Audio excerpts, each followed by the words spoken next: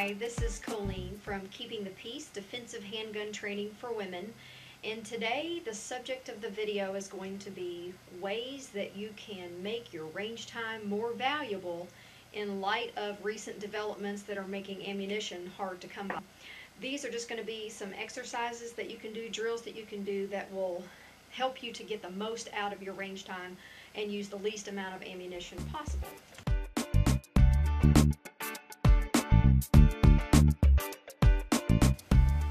The first thing that I would suggest you do is dry fire as a warm-up. Shooting a firearm is much like playing a musical instrument. You need to warm yourself up, and dry fire is a great way to do that. You're also incorporating repetitions of good, solid muscle memory motion, and that's something that you want to have repetitions of so that it's reflexive, so you're not having to think about things. So my recommendation is actually having a dry presentation from the holster to the target and taking that first dry fire round, or pressing the trigger through a dry fire round.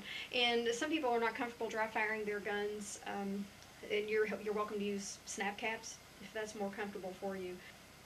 Actually getting a good draw from the holster, presentation to the target, and a good dry fire. You're looking for muzzle dips. You're looking for getting tangled in clothing when you're drawing from concealment. Any of those types of things, if that happens, don't count that as a repetition. My recommendation is at least 20 good, solid repetitions of presentation from the holster to the target and a good dry fire, without any muzzle dip and without any tangle in the clothing. Once you've done that, you're fairly well warmed up. I would recommend using concealment garments that you would typically wear when you're concealing your handgun. Use a typical holster. Ladies, if you typically carry in a purse, you'll want to do it from the purse if the range will allow you to do that. So all this kind of depends on what your range will allow you to do.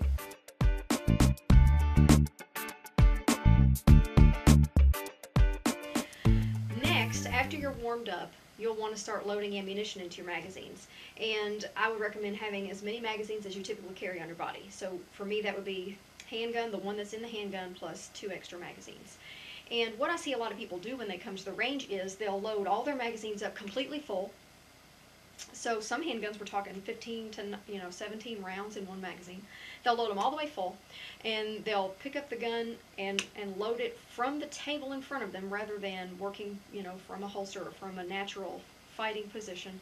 They'll just pick it up and kind of leisurely blow all those rounds downrange. And they'll reload another magazine, do the same thing. Another magazine, do the same thing. And they'll go through 100 rounds that way, and 30 minutes later they have a target that looks like it's been shot with a shotgun rather than a handgun.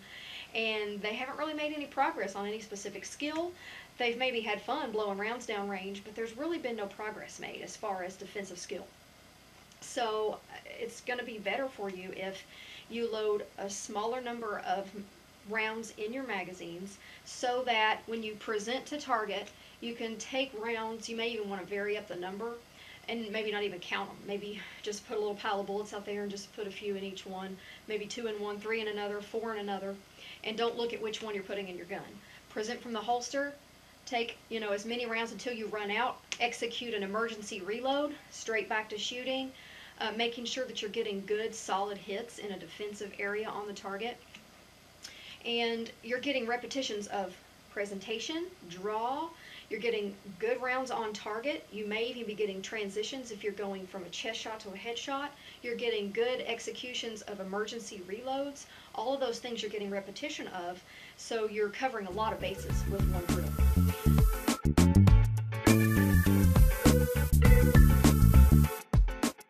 The next thing you're going to want to do after you've executed that drill is bring your target back to you.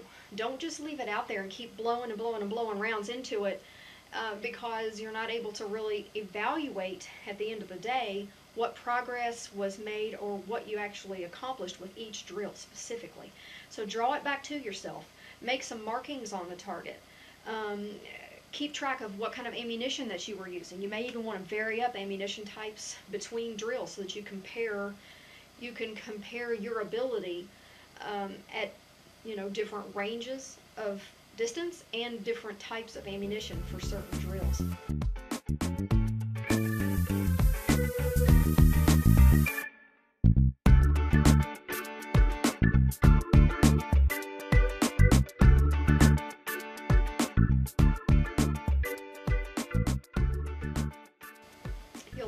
want to go into the range with a specific idea of what am I going to work on today. An example would be yesterday I went into the range and I only shot 50 rounds. And I wanted to work on presentation from a Galco underwrap, which is something that I use for concealment every now and then. It's really not an everyday type of thing. But like today, that's what I'm doing. I actually have the gun in an underwrap. So I wanted to work on presentation from the underwrap and then a reload from the underwrap because I carry my extra mag here. And that's different than my typical on the belt line with the mags here, which I'm very comfortable with. So what I did was I loaded just a couple of rounds in each magazine, presented from the underwrap, took a couple rounds, did a reload from the underwrap, and executed the next 2 rounds and pulled my target back. And what I saw was that the first round that I shot after the emergency reload was low left by about 2.5, 3 inches.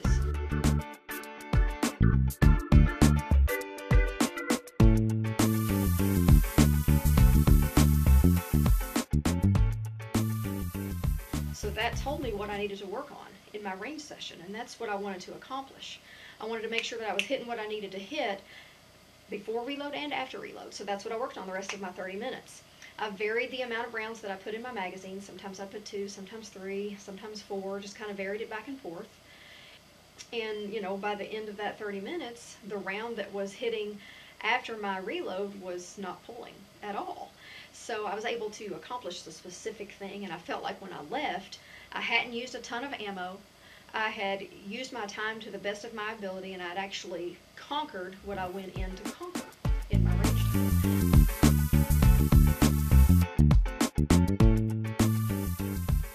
And a lot of times I'll load my magazines with eyes closed because that just gives me extra practice of what if I had to load a magazine in low light. So I'm kind of covering multiple bases at the same time.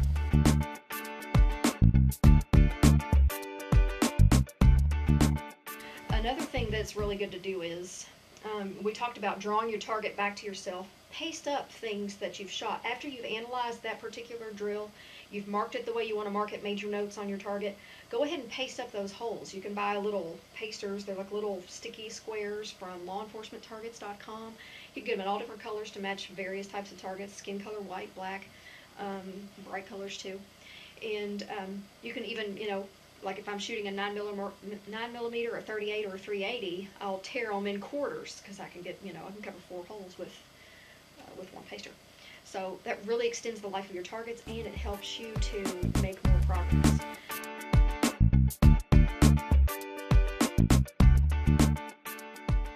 Another thing that you can do in that same type of drill we were talking about with the presentation from the holsters and executing emergency reloads, you can also work on transitioning your sight picture from various places, like, you know, from an upper chest shot to a head shot, so you're getting that vertical transition. You can also work on lateral transitions by using dots or by turning your target back or sideways and just placing 2 reduced size silhouette targets. That way you can work on, you know, multiple attackers in a lateral type fashion.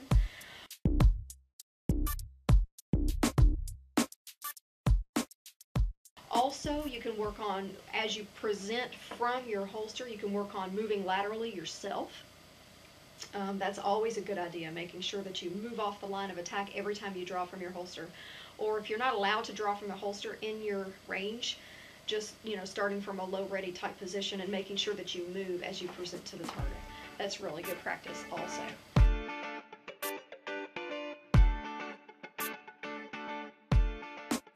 The last thing that I would recommend would be to use snap caps to do what we call ball and dummy drills.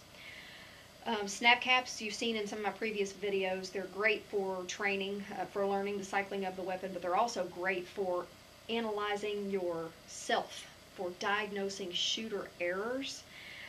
What I do is I'll take a handful of snap caps, like say 5 or 6 of them, and I have a little container that I use at the range, and I just flip the lid upside down so I can put the snap caps in there, and then I'll grab a handful of regular rounds and I'll just kind of mix them in, close my eyes, load my magazines with my eyes closed. That way I'm distributing those snap caps throughout my magazines and I don't know where they are. That keeps me from anticipating anything. I load the gun with my eyes closed, go ahead and put the magazines in my magazine pouches, with my eyes still closed. So that way I've not visualized any of those snap caps and I don't have any idea where they are. Then I'll go ahead and execute that same drill that we were talking about, presenting from the holster, shooting that magazine till it runs dry, then going into an emergency reload, same thing, emergency reload again, same thing. When I hit a snap cap, several things are going to happen. I'm going to be evaluating whether my front sight nosedives or does anything else strange. That tells me whether I'm pushing or pulling or anything on the gun. Also, it's going to give me the opportunity to run a tap rag bang drill because I can treat it like it's a malfunction. I'm going to have a drop of the hammer, but there's going to be a click and no bang. So that's going to shift me straight into a tap rag bang drill. So I'm getting a tap rag bang with a lateral movement and then going straight back into shooting. I'm kind of covering a lot of different things at the same time. So once you've done those drills without the ball and dummy, you may do another range session using the ball and dummy, and that just gives you even more skills worked into your practice time. Plus, you're saving ammunition. And I've got tons more ideas, so I may do more videos like this for things that you can do at the range to make your time valuable.